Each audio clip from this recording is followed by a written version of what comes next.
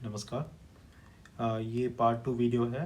पहले पार्ट में हमने सेपरेटली एक्साइटेड डीसी मोटर को किस तरह से कंट्रोल किया जाता है, single phase fully controlled rectifier के बारे में ये सर्किट एक्सप्लेन किया गया था।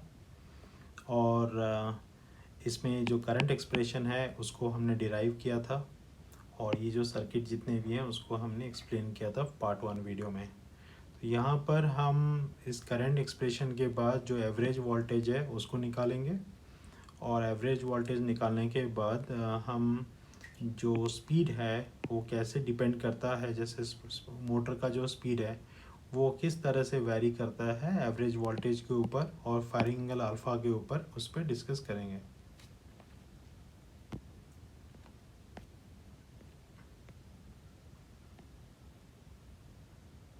तो ये हमारा जो करंट का एक्सप्रेशन था।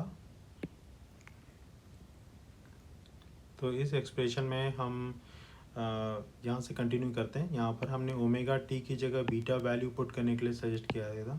तो अगर हम बीटा वैल्यू पुट करते हैं तो अल्फ़ा और बीटा दोनों सिचुएशन में करंट की वैल्यू ज़ीरो होती है। तो इससे हमें एक और एक इक्वेशन मिल जाती है, और इससे हम बीटा का वैल्यू निकाल सकते हैं। अगर हम एवरेज वोल्टेज निकालते हैं कि यहाँ पर अल्फ़ा से बीटा अगर आउटपुट वोल्टेज वेरी करता है, तो यहाँ पर हमारा जो आउटपुट वोल्टेज होता है वो इस तरह से कुछ ऐसा वेरी करता है, जहाँ पर हमारा जो अल्फ़ा का वैल्यू है वो है इधर अल्फ़ा, ये वाला वैल्यू हो गया, और जो बीटा वो यहाँ पर आ गया, और ये वाला टर्म है पाई प्लस अल्फ़ा। तो इसलिए हम अल्फ़ा से बीटा तक V M sine omega T follow करते हैं, और बीटा से पाई प्लस अल्फ़ा तक ई को फॉलो कर रहे हैं।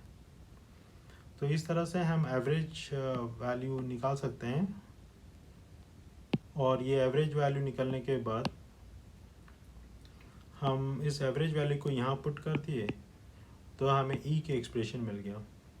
ई क्या है? E is back E M F, और एवरेज वैल्यू में भी एक ई का टर्म है। तो ये ई के टर्म को लेफ्ट हैंड साइड ले आए। लेफ्ट हैंड साइड लाने के बाद आप इसको ई को इवैल्यूएट कर सकते हैं, और ये आपकी एक्सप्रेशन आ गई। इसको आप पॉज करके भी इक्वेशन लिख सकते हैं। तो ई की वैल्यू हो गई के बी फाई ओमेगा एम, और आई ए की एक्सप्रेशन में भी हम टी बाय के बी फाई लिख सकते हैं।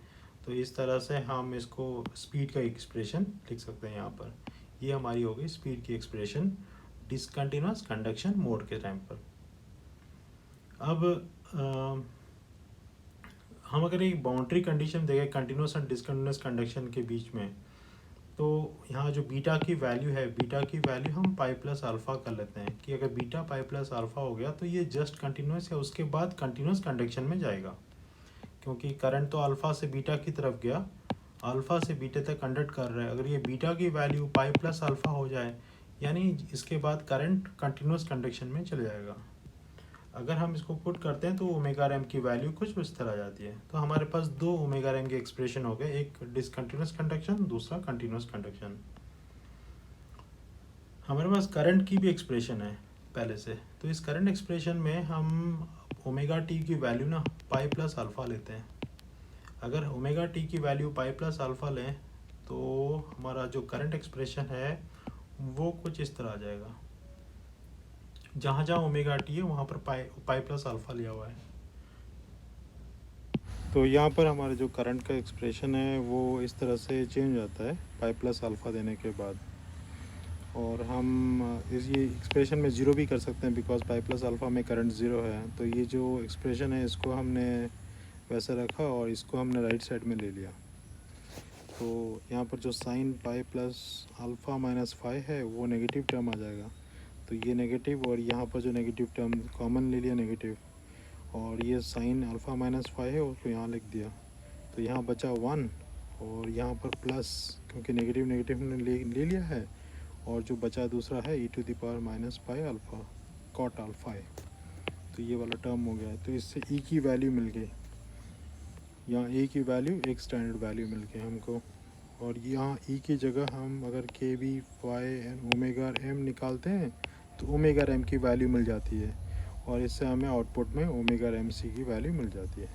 तो यहाँ पर हमें तीनों चीज़ मिल गई, एक तो स्पीड, एक जस्ट कंटिन्यूस कंडक्शन मोड में, यहाँ पर कंटिन्यूस कंडक्शन मोड और यहाँ पर डिसकंटिन्यूस कंडक्शन मोड। तो तीनों के तीनों स्पीड मिल गया। अब एक चौथा स्पीड भी निकलेगा, वो है नो लोड ऑपरेशन। जब नो लोड ऑपरेशन है तो करंट ज़ीरो होगा, और कब होगा? जब बैक EMF सप्लाई वोल्टेज से ज़्यादा होगी।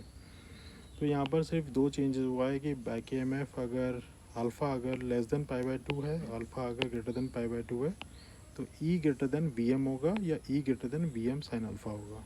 उसको एक्सप्लेन करने के लिए, यानी ये वाला है π/2, तो अल्फ़ा अगर इसके बीच में है तो E की वैल्यू ग्रेटर देन VM होनी चाहिए, ये VM है, सही है। और अल्फ़ा अगर π/2 के बाद हो, यानी π/2 और पाई के बीच में हो, तो ये यहाँ कहीं होगा। तो E की वैल्यू VM साइन अल्फ़ा के से बड़ी होनी चाहिए ना, और VM से बड़ी नहीं होनी चाहिए भी चलेगी, क्योंकि इसके बाद ये यहीं कहीं हो सकती है, तो इससे बड़ी होनी चाहिए। तो इसलिए बस ये दो एक्सप्रेशन है। तो इसमें अल्टीमेटली नो लोड स्पीड का वैल्यू कितना निकला?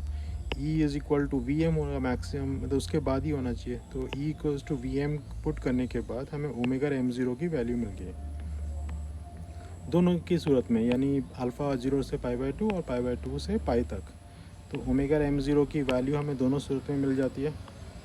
और फिर जो एवरेज वोल्टेज हम निकाले थे उसको फिर से लिख दिया 2Vm/π cos अल्फ़ा। तो ये लिखने के बाद जब अल्फ़ा इक्वल्स टू 0 होगा तो मैक्सिमम वैल्यू कितनी होगी? 2Vm/π। यानी एक मोटर की जो रेटिंग होती है वो 2Vm/π से ज़्यादा होनी चाहिए, यानी ये वैल्यू उतनी होनी चाहिए, रेटिंग से ज़्यादा नहीं होनी चाहिए। अगर हम दैट इज़ VM जो होता है वो साइन कंपोनेंट का जो पीक वैल्यू होता है, ये VM है। जो हम उसका एवरेज वैल्यू निकालते हैं वो 2Vm/π हो गया, यानी ये DC वैल्यू हो गई। अगर यही DC वैल्यू हम अगर देते DC मोटर में तो उस हिसाब से उसकी स्पीड होती। तो अगर हम ये वाले अगर हम DC मोटर में देते हैं नो लोड कंडीशन में, करंट तो ज़ीरो है, तो हम यहाँ लिख सकते हैं E इज़ इक्वल टू, यानी E is equal to this much. अगर E की वैल्यू इतनी होगी तो यहाँ ओमेगा m की वैल्यू यहाँ निकल जाएगी। तो ओमेगा m की वैल्यू आइडल कंडीशन में क्या होती? 2Vm/π divided by kV/φ। तो अगर हम इसको थोड़ा सा रीअरेंज करें, या 2/φ को हम थोड़ा सा उलट यहाँ पर ले आएँ, तो अगर इस तरह से मल्टीप्लाई कर लें तो ये Vm/kb इस तरह से यहाँ पर आ जाएगा। ये Vm/kb क्या था? जो हमने अभी जस्ट देखा था कि नो लोड ऑपरेशन में ये Vm/kb omega m0 no load speed है। तो ये नो लोड स्पीड है, तो इसलिए हम लोग कह सकते हैं कि नो लोड स्पीड जो है रेक्टिफायर का, वो आइडल स्पीड के साथ अगर मैं π/2 मल्टीप्लाई कर देता हूँ तो वो समान है, π/2 multiply with the ideal speed. तो ये एक एक्सप्रेशन बन गया। तो इसको मिलाकर अगर हम यहाँ पर इस तरह से देखते हैं, तो यहाँ पर तो क्या होता है कि अगर हम इसको आइडल बोलते हैं ना, 2Vm/kb/π, ये वाला आइडल होता, तो ये हमारी होती EB की वैल्यू या फिर नो लोड स्पीड। जैसे ओमेगा और ये टॉर्क हो गया, तो ये हमारी स्पीड हो जाती है। क्योंकि हम अभी रेक्टिफायर यूज़ कर रहे हैं, उसकी नो लोड स्पीड कितनी है? Vm/kb/φ, जो यहाँ पर है। अब यहाँ से अल्फ़ा 0 होने से इस तरह से उसका जो एक्सप्रेशन है वो डाउन होगा। तो अगर हम इसको इस तरह भी देखें,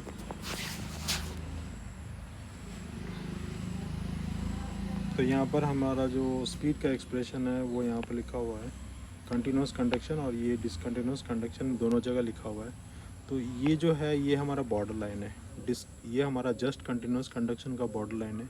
इसके इस तरह वाला पोर्शन है डिसकंटिन्यूस कंडक्शन, और इस बॉर्डर लाइन के राइट साइड का जो पोर्शन है वो है कंटिन्यूस कंडक्शन। तो इस तरह से हमारे जो ग्राफ है ओमेगा और दिस उसके डिफरेंट अल्फ़ा के लिए अल्फ़ा इक्वल 0 है, तो ये हमारे उसके कर्व हो गए। उसी तरह अल्फ़ा इक्वल टू 60 डिग्री में ये हो जाएगी, उसी तरह अल्फ़ा 90, और ये हो गया अल्फ़ा 120। अल्फ़ा 120 में वो यहाँ से स्टार्ट हो रही है, और अल्फ़ा 160 में वो यहाँ से, ठीक है। तो यहाँ पर हमारा इस तरह से उसका जो वेव फॉर्म हो गया। और ये टेक आउट है कि अगर टॉर्क रेटेड टॉर्क से कम है तो लो पावर मोड में हम डिसकंटिन्यूस कंडक्शन यूज़ करेंगे, और अगर हम लो टॉर्क को बढ़ाएं तो ऑब्वियसली द करंट बढ़ेगा, करंट बढ़ने से वोल्टेज ड्रॉप ज़्यादा होगा, तो speed drops by a large amount, कि जो स्पीड है वो बहुत ज़्यादा ड्रॉप कर जाएगा लोड बढ़ाने से। किसी भी अगर हम लोड में देखते हैं, एनालाइज करते हैं, देखो ये कांस्टेंट लोड हो गया, तो यहाँ पर अल्फ़ा चेंज होने से किस तरह से हमारा स्पीड चेंज हो रहा है, और ये किस तरह के एप्लीकेशन में यूज़ होते हैं, जहाँ पर ओवर हॉलिंग लोड है या फिर एक्टिव लोड है। यानी यहाँ पर क्या होता है कि स्पीड होता है वो प्लस भी है और माइनस भी है, बट टॉर्क क्या है, हमेशा पॉजिटिव है। तो ऐसा लोड जो कि फर्स्ट क्वाड्रेंट में हो, यानी पॉजिटिव स्पीड एंड टॉर्क हो, या फिर उसका फोर्थ क्वाड्रेंट में है, पॉजिटिव नेगेटिव स्पीड और टॉर्क है, ये दोनों केसेस में आप ऐसा तो single phase fully control rectifier use करेंगे।